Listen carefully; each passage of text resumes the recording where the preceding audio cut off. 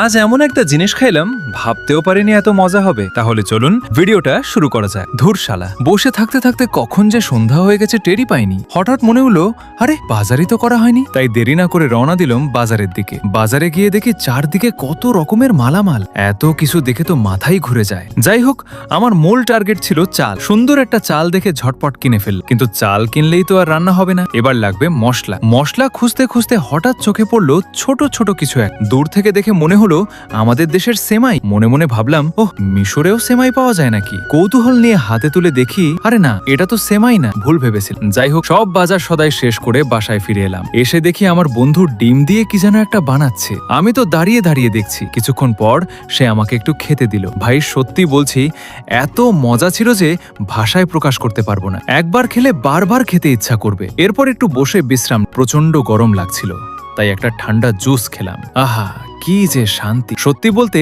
মিশরের অনেক খাবার আর জুসের স্বাদই আলাদা, খেতে বেশ ভালো লাগে। ভিডিওটি যদি ভালো লেগে থাকে তাহলে